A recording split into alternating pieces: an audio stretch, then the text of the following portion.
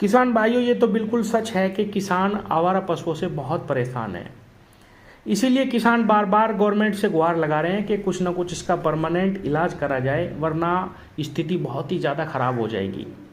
इसी के चलते गवर्नमेंट ने इस पे ध्यान दिया और तुगलकपुर कमेड़ा गांव में उत्तर प्रदेश की सबसे बड़ी गौ अभयारण्य बनाई जा रही है, यानी जहां पे गोवंश को रख सकते हैं।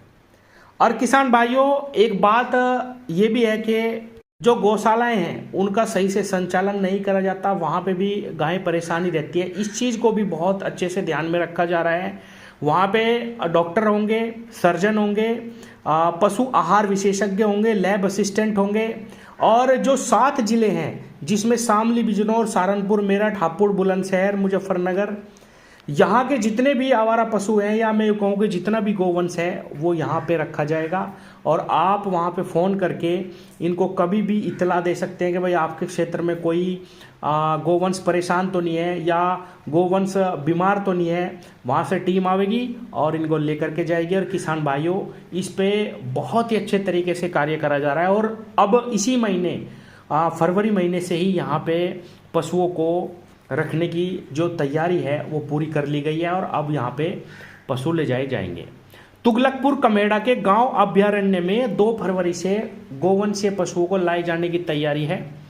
केंद्रीय राज्य मंत्री डॉक्टर संजीव बालियान की मौजूदगी में पशु चिकित्सक अधिकारी डॉक्टर जितेंद्र गुप्ता और इंडसइंड बैंक के अधिकारियों ने एक MOU पे हस्ताक्षर किए।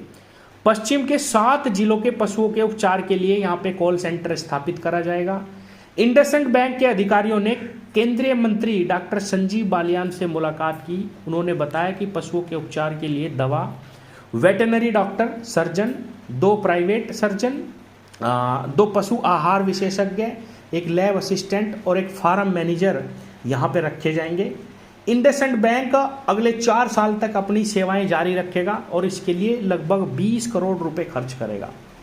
हरित प्रदेश दुग्ध सहकारी समिति के अंतर्गत आने वाले मुजफ्फरनगर, शामली, बिजनौर, सहारनपुर, मेरठ, हापुड़ और बुलंदशहर में जितने भी पशु हैं उनके उपचार के लिए यहाँ पे कॉल सेंटर शुरू करा जाएगा।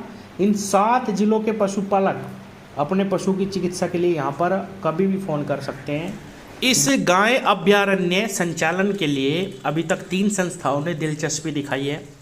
मुख्य पशु चिकित्सा अधिकारी डॉक्टर जितेंद्र गुप्ता ने बताया कि मुजफ्फरनगर की श्री गोवर्धन सेवा समिति समेत 3 संस्था आगे आई हैं। 1 फरवरी तक संस्था का चयन कर लिया जाएगा कि किसको ये गाँव अभयारण्य देना है संचालन के लिए, और 2 फरवरी से पशु लाए जाएंगे। किसान साथियों, समस्याओं का हल धीरे धीरे निकलता है। ये समस्या बहुत बड़ी है किसानों के सामने, और अगर इतनी बड़ी बड़ी गौशालाएँ किसानों के क्षेत्रों में खोल दी जाएं तो ये समस्या पूर्ण रूप से समाप्त करी जा सकती है। और एक चीज़ मैं कहूँगा कि इसमें गवर्नमेंट को थोड़ा सा ध्यान ये भी रखना कि गौशाला का जो संचालन है वो सही से होना चाहिए, ताकि वहाँ पे गोवंश का जो खाने पीने की व्यवस्था है, या अगर कोई बीमार गाय हो जाती है या कुछ भी अगर परेशानी हो जाती है तो वहाँ पे उनकी सेवा करी जा सके, ना कि उनको केवल वहाँ पे ले जाके भुक्का मारा जाए। क्योंकि स्थिति बहुत ही ख़राब है गौशालाओं की भी, जहाँ तक हमने देखा है, जहाँ तक हमें पता चलता है। लेकिन इसमें भी धीरे धीरे सुधार करने चाहिए और करने पड़ेंगे अगर आपको गोवंश को बचाना है। और इस तरीके से आप गोवंश को बचाना चाहते हैं तो इसमें बहुत सारे सुधार की ज़रूरत है। लेकिन मैं कहूँगा कि ये एक बहुत ही अच्छा सराहनीय कदम है। डॉक्टर संजीव बालियान ने इसमें आगे आके इस कार्य को पूरा करवाया और बहुत तेज़ी से करवाया। किसान भाइयों, ये केवल 1-1.5 साल में ही बन के तैयार होगी। इसके लिए बहुत दिनों से ज़मीन ढूंढी गई जहाँ पे इतनी ज़्यादा ज़मीन हो कि भाई इतनी बड़ी ये काव सेंचुरी बनाई जा सके, और आखिरकार इसमें गवर्नमेंट को सफलता मिली है। और अब देखते हैं कि अगर इसको सही से चलाया जाए तो ये बहुत ही सराहनीय कदम होगा किसानों के लिए भी और हमारी गायों के लिए भी। धन्यवाद।